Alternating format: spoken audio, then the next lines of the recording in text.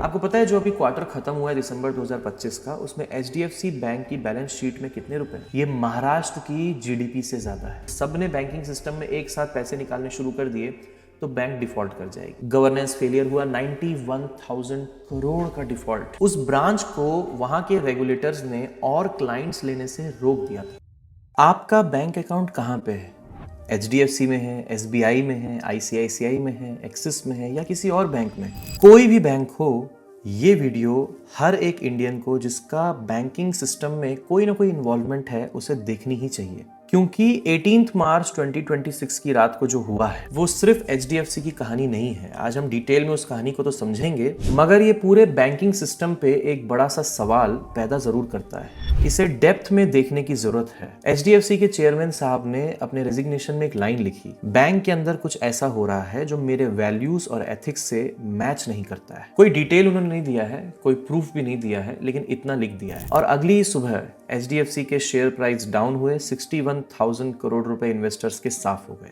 और आज भी as I am recording this video 2% से ज्यादा एचडीएफसी बैंक नीचे चल रहा है। और निफ्टी 50 में एक बहुत बड़ा पार्ट है एचडीएफसी बैंक का, जिसकी वजह से निफ्टी 50 भी उतना ऊपर नहीं जा पा रहा है जितना वो जा सकता है। आरबीआई ने पब्लिक स्टेटमेंट दिया है, फाइनेंस मिनिस्ट्री ने भी सामने से आकर के स्टेटमेंट दिए हैं कि फाइनेंशियल्स में कोई गड़बड़ नहीं है। बट क्या ये एक डीपर प्रॉब्लम दर्शाता है?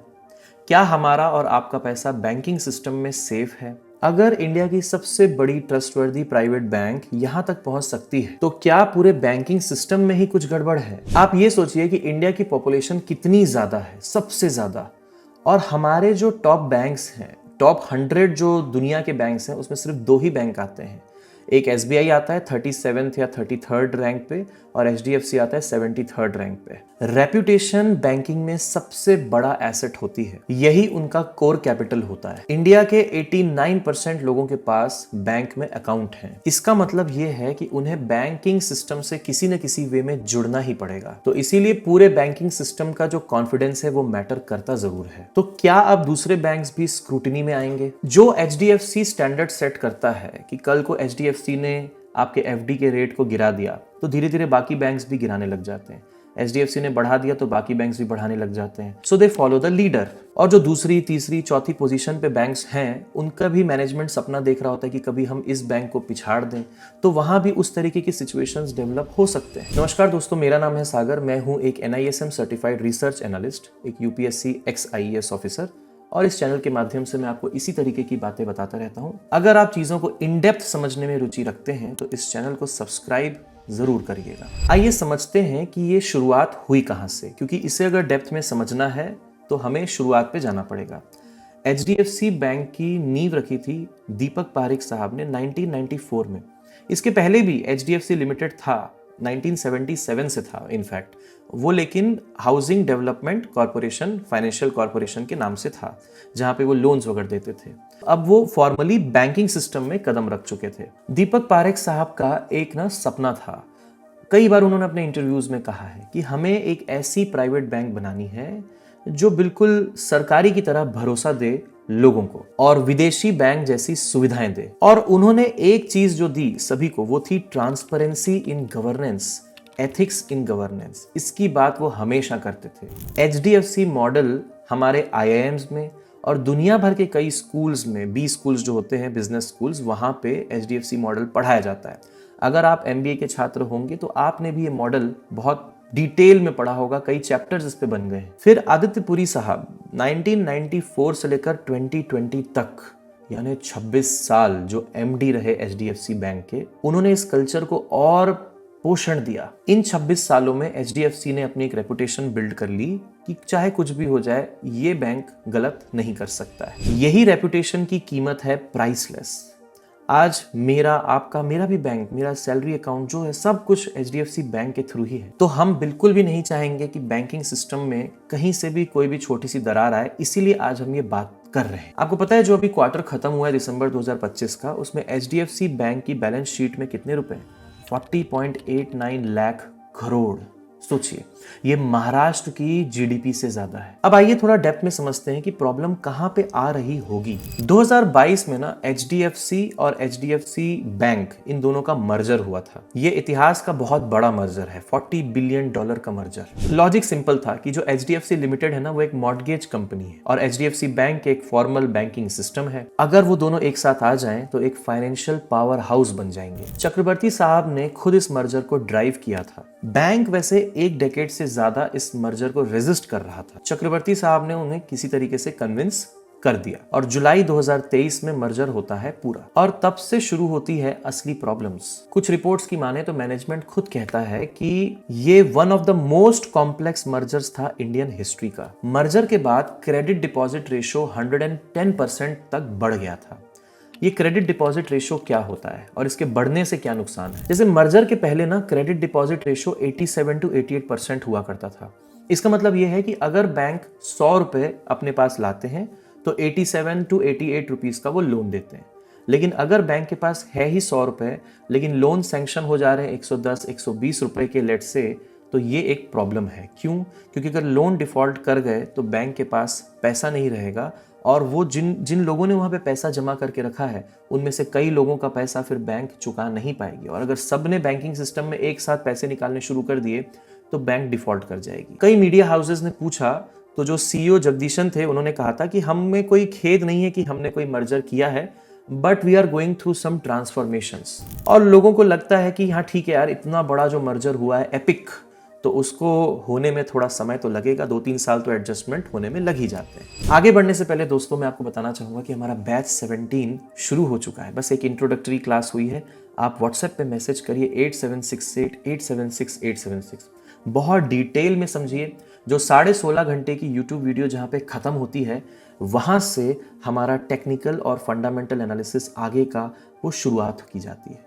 बहुत डिटेल में पढ़ाया जाता है। बैच नंबर 17, पिछले 16 बैचेस में हमने अपनी टीचिंग को इतना रिफाइन कर दिया है कि batch number 17 is going to be an epic batch. उसको ज्वाइन जरूर करिएगा और अगर आप फाइनेंस में इंटरेस्टेड हैं तो इस चैनल को सब्सक्राइब जरूर कर लीजिएगा। आगे बढ़ते हैं। कुछ चीजें एचडीएफसी बैंक के बारे में मैं बताता हूँ कि दुबई की डीआईएफसी ब्रांच है एचडीएफसी की, उस ब्रांच को वहां के रेगुलेटर्स ने और क्लाइंट्स लेने से रोक दिया था। जुलाई 2025 में मैं देख पा रहा हूं कि एक हाई नेटवर्थ इंडिविजुअल ने नागपुर ईओडब्ल्यू में कंप्लेंट करी थी। तो एचडीएफसी बैंक ऑफिशियल्स पे क्रेडिट सोर्स के AT1 बॉन्ड्स का मिस सेलिंग का एलिगेशन लगा था और 20 से 25 करोड़ रुपए इन्वेस्ट किया था उसने। सब जीरो हो गया क्रेडिट सूस के कोलैप्स में। नवंबर 2025 में आरबीआई ने 91 लाख रुपीस की पेनल्टी लगाई है KYC violations, multiple benchmark, same loan category में, आउटसोर्सिंग कंप्लायंस इश्यूज। तो तरह तरह के प्रॉब्लम्स यहाँ पे बीच बीच में छोटे मोटे देखने को मिल रहे थे। और फिर रेजिग्नेशन से ठीक पहले सोशल मीडिया पे ना एक विसल ब्लोअर कंप्लेंट है वो वायरल हो रही थी इंटरनेशनल बैंकिंग डिवीजन के अलेज्ड ओवरसाइट के बारे में। तो क्या ये सब सिर्फ एक कोइंसिडेंस है या कोई एक पैटर्न को दर्शाता है? तो हो सकता है कि इन्होंने कई टाइम से ऐसी सब चीजों को देखा होगा, इसीलिए उन्होंने अपने लेटर में ये सब मॉरल्स, एथिक्स और भी कुछ चीजें हो सकती हैं। These are all speculations, but ultimately इन सब चीजों को जो हमें रिपोर्ट्स में पता है ये भी उसका कारण बन सकते हैं, क्योंकि एथिक्स मॉरल्स के दायरे में चीजें आती जरूर है। अब हम थोड़ा ना एक स्टेप पीछे जाते हैं कि क्या ये प्रॉब्लम सिर्फ एचडीएफसी की प्रॉब्लम है? क्योंकि आप देखिए येस बैंक है, उसमें गवर्नेंस कोलैप्स हुआ, रैपिड ग्रोथ हुई और फिर सीईओ की अनचेक्ड अथॉरिटी रही, एथिक्स और रिस्क मैनेजमेंट सब पीछे रह गए और अल्टीमेटली येस बैंक जो है धड़ाम से नीचे आ गया और आरबीआई को बीच में इंटरवीन करना ही पड़ा। IL&FS तो आप जानते ही, जो इंफ्रास्ट्रक्चर लेंडर था, गवर्नेंस फेलियर हुआ, 91,000 करोड़ का डिफॉल्ट उनको वहाँ पे फेस करना पड़ा। आईसीआईसी बैंक की सीईओ जो थी, सीईओ उनका नाम था चंदा खोखर, तो उनका भी कॉन्फ्लिक्ट ऑफ इंटरेस्ट था, तो उनको भी रिजाइन करना पड़ा। तो इंडियन बैंकिंग सिस्टम में ये चीज़ें, पीएमसी बैंक है ना, पीएमसी बैंक कोऑपरेटिव बैंक थी, जानते हैं कितने लोगों का पैसा उसमें डूब तक गया है। तो हर केस में ना एक पैटर्न जो देखने को मिलता है वो ये कि रैपिड ग्रोथ करने की नीड पड़ती है और इस तरीके की चीजें तब होने लग जाती है, क्योंकि जब रैपिड ग्रोथ होता है तो कल्चर डायल्यूशन होने लग जाता है, गवर्नेंस और एथिक्स वो सब फिर धीरे धीरे कॉम्प्रोमाइज भी होने लग सकते हैं। हम चाहते हैं कि एचडीएफसी बैंक रिकवर कर ले। एचडीएफसी बैंक पे हमारा सबका भरोसा है, सबका ट्रस्ट है, सबके खाते हैं, सबके पैसे हैं। लेकिन एक वार्निंग साइन है बैंकिंग सिस्टम के लिए कि बैंकिंग सिस्टम हमारा थोड़ा वल्नरेबल है, सरकार को अभी थोड़ा सा इस पे इंटरवीन करके बैंकिंग सिस्टम के गवर्नेंस को इन डेप्थ में चेक जरूर करना चाहिए। बैंक के नो डाउट फाइनेंशियल्स बहुत स्ट्रांग है। ग्रॉस एनपीए जो है वो नॉन परफॉर्मिंग एसेट्स वो मात्र 1.24% ही है, हेल्दी है, और इनकी कैपिटल एडिक्वेसी जो है 19.9% है, जो कि काफी कंफर्टेबल है। और जो इनका नेट प्रॉफिट रहा है वो है 16,000 करोड़ से ज्यादा, which is very solid, great.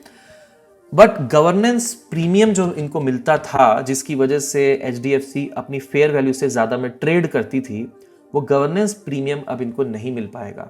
Market उस गवर्नेंस की वजह से जो आप देख रहे हो 2% 5% की गिरावट, ये उस वजह से है। अब ये कब तक होगा ये तो वक्त ही बताएगा, लेकिन ऐसे में हो सकता है कि एज अ इन्वेस्टर आपके लिए अच्छी बाय पोजीशंस क्रिएट हो जाएं इसी बैंक में या फिर ओवरऑल बैंकिंग सिस्टम में। लास्ट में असल बात यह है कि घबराने वाली बात नहीं है।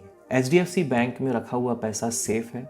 मैंने भी अभी तक के कुछ टच नहीं किया है, नथिंग टू वरी अबाउट कि ऐप खोल के देखना है कि ऐप तो कहीं बंद नहीं हो गया। लोग क्या पैनिक में जल्दी आ जाते हैं। आरबीआई वॉच कर रही है, ये आरबीआई का काम है, फाइनेंशियल स्ट्रांग है, कहीं कोई दिक्कत आपके लिए एज अ खाता धारक नहीं है, लेकिन आपकी जो भी बैंक है जिसमें भी आपका खाता है उसकी ये सब चीजें भी देखना आपको जरूरी है। जो आज एचडीएफसी में हो रहा है कल को आपकी बैंक्स में भी हो सकता है। बैंकिंग सेक्टर में क्या होता है कि पैसा जाता है आपका, और एक बार अगर ट्रस्ट टूटता है तो उसके बाद वो ट्रस्ट को रीगेन करना बहुत मुश्किल होता है, और ये हमने साल दर साल हर बार देखा है। यस बैंक की हालत आज तक नहीं सुधर पा रही है। वो कितने भी अच्छे अच्छे ऑफर्स लेकर के आ जाएं, कितने भी क्रेडिट कार्ड्स दे दें, कुछ भी दे दें, आप यस बैंक में अपना खाता नहीं खुलाने जाते। तो कैसी लगी आपको आज की पूरी पूरी एनालिसिस? क्या आपको इस एनालिसिस से बहुत कुछ सीखने को मिला है? अगर आपको इस एनालिसिस से सीखने को मिला है तो लाइक जरूर करिएगा और अपने दोस्तों के साथ शेयर जरूर करिएगा to spread the awareness. Thank you so much. जय हिंद।